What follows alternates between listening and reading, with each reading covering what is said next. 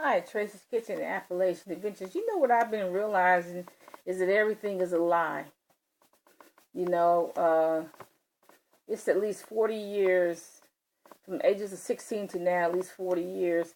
And what I'm realizing that everything is a lie. Everything about, you know, okay, true, everything about the United States is a lie. Okay, it just is. But one thing about the third world, they may be poor, but they are real.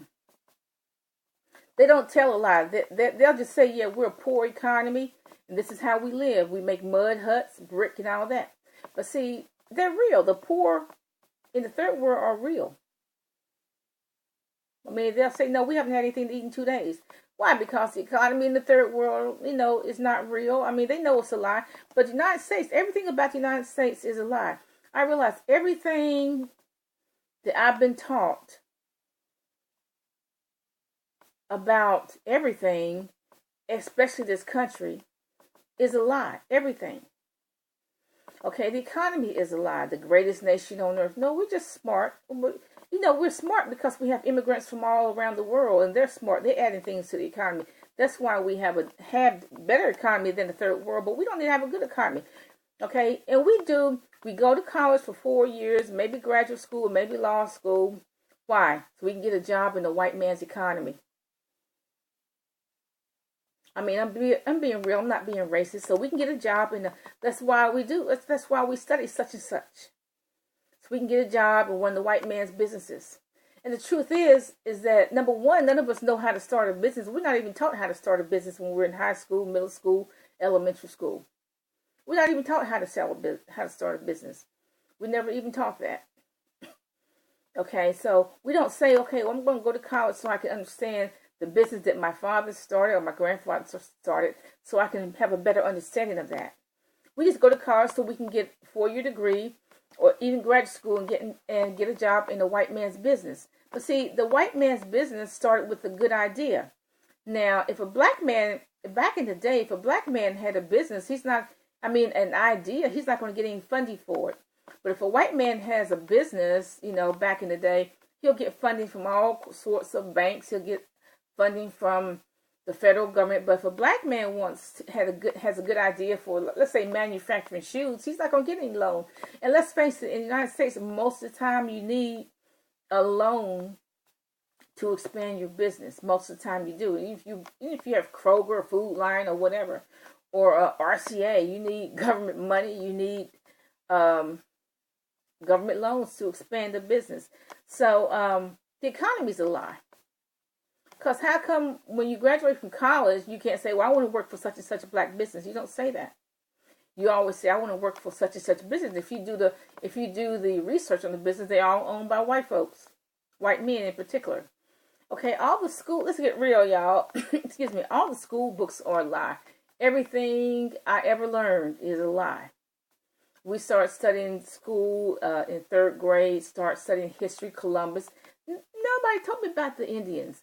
What Indians did Columbus meet? Where were they located? How come they're not there anymore? Why are they extinct? Nobody tells me that the white man brought a lot of diseases here and wiped out the Indian population, particularly in the Caribbean islands and probably Maine and places like that. Wall Street is a total lie. That's why,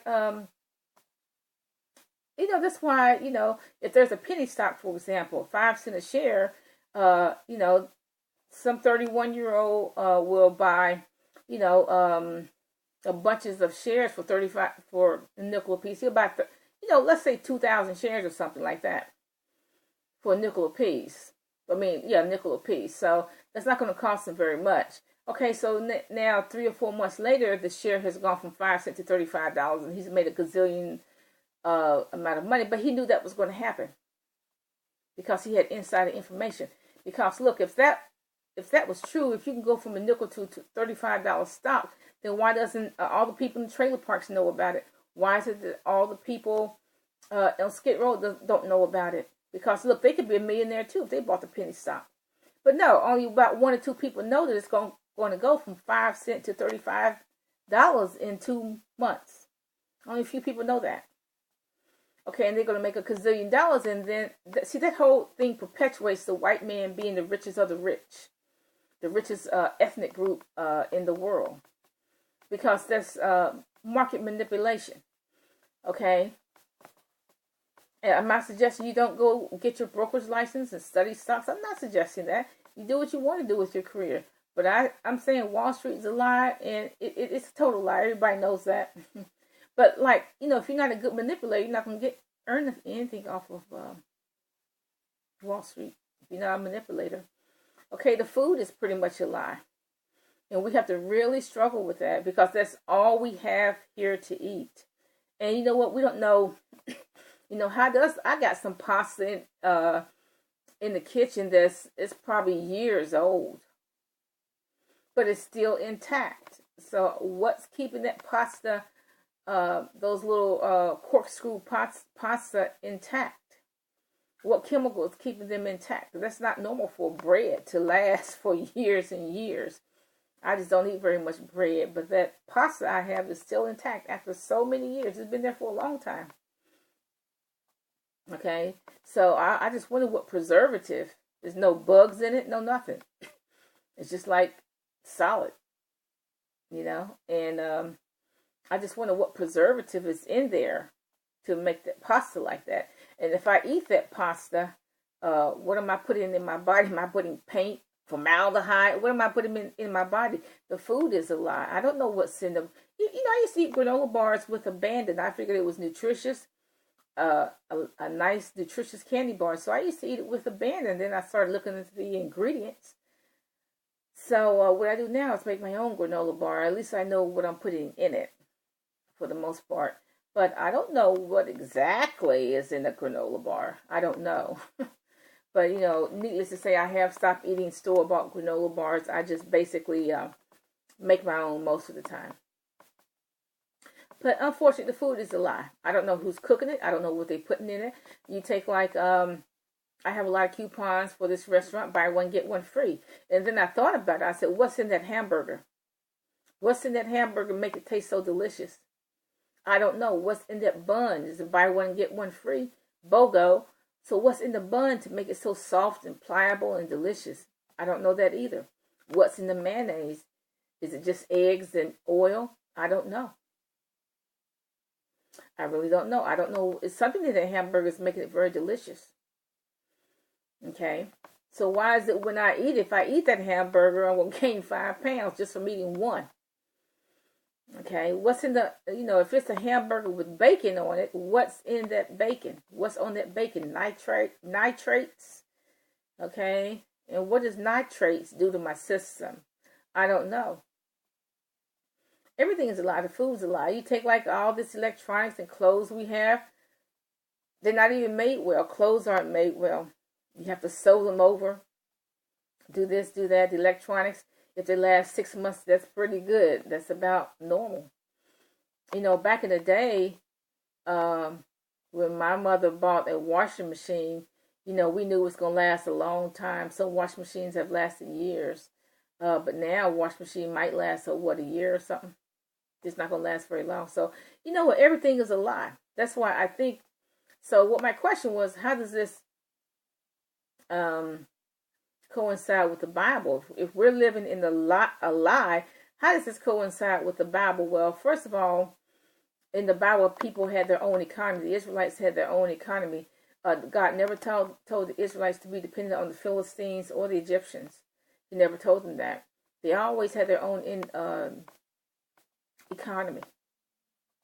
The Lord told them to, agriculture and plant things and so on and so forth. But they did trade with the Egyptians, the Philistines, the Canaanites, and so on. The Lord didn't say you can't trade. He just said, have your own independent economy. There's nowhere in the Bible where anybody had a mortgage. Because, the Bible says the borrower is servant to the lender. And you don't see anywhere where any Israelite paid mortgage any type of property. If they all paid cash, look in Ezekiel. They all paid cash for the property. Okay? So, I think if you go by it from a biblical standpoint of view, God wanted the Israelites to have an independent economy.